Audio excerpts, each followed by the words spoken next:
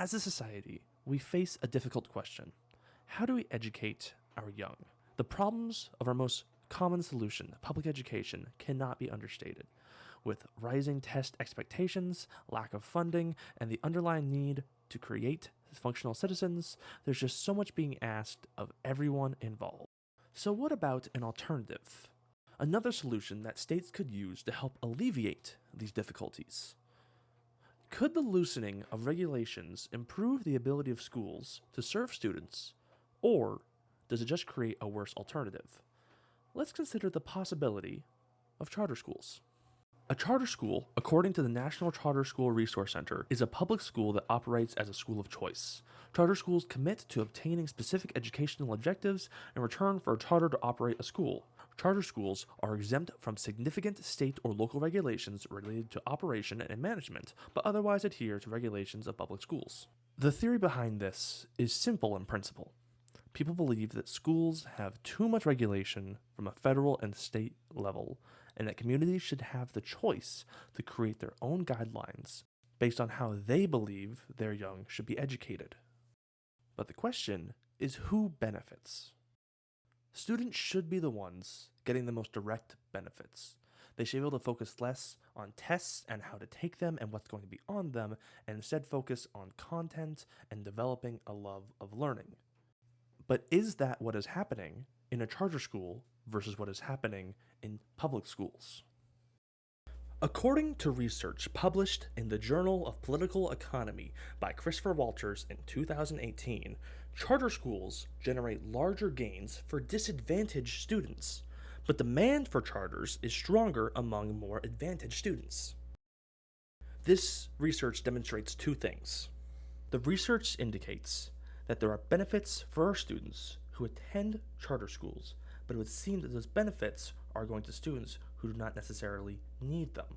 Walters goes on to explain that simulations indicate that charter expansion is likely to be most effective when accompanied by effects to target students who are unlikely to apply. This contradiction of those who benefit from charter schools not applying shows that though charter schools have upsides, they are not without issues. A major problem that shadows over charter schools is the lottery system that is used to determine student enrollments in these schools. An article in the summer 2016 issue of the Journal of Economic Perspectives looked into this issue and explained that when faced with too many applicants, charters must admit students by lottery. On paper, this seems fair, giving each student an equal shot at enrollment in a charter school.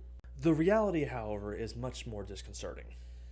Not only do the authors state that in disadvantaged urban neighborhoods, some charter schools admit fewer than 20% of the applicants, but also that lottery losers often must default back to attending some of the worst performing schools in the country.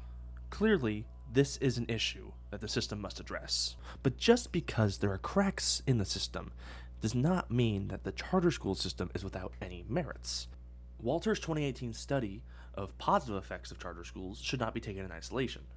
Indeed, a report out of the Center for Research on Educational Outcomes, or CREDO, in 2015 found that positive results for charter school students increased on average over the period of this study.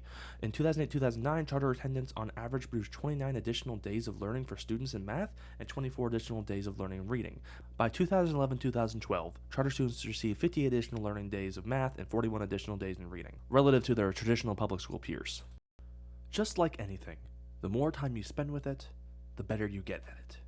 This report indicates that charter schools are getting more time engaging with their materials, which implies that they have a better opportunity to understand than their traditional public school peers, independently of racial and economic backgrounds.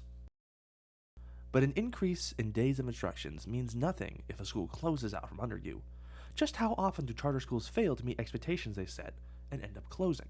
In a study titled "The State of Charter Schools: What We Know and What We Do Not," about performance and accountability done for the Center for Education Reform, the author found that of the approximately 6,700 charter schools that have ever opened across the United States, 1,036 have closed since 1992. That means that 15% of charters have closed for cause. There are nearly 500 additional charter schools not part of that number that were open at one time but either were consolidated back into their school district or that received their charter but were unable to or chose not to open for a variety of reasons.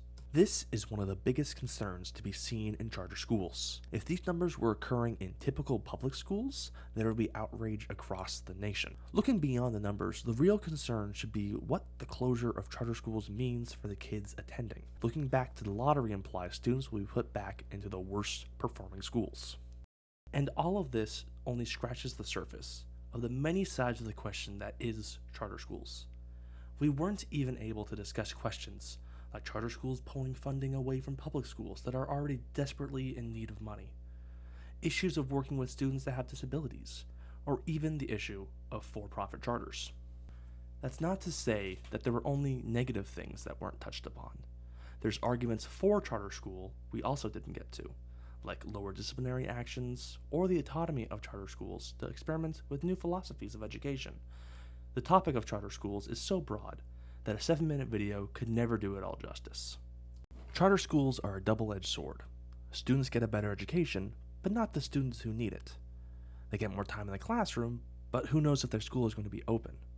So what are parents supposed to do? Do they send their kids to a public school where they may not get the best instruction, or somewhere where their school may disappear midway through the year?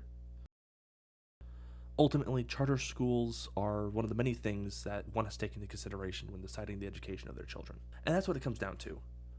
Charter school is an option that you are welcome to consider for your family, but it is important that before you make that decision, you make sure you understand all sides of the issue. Thanks for listening.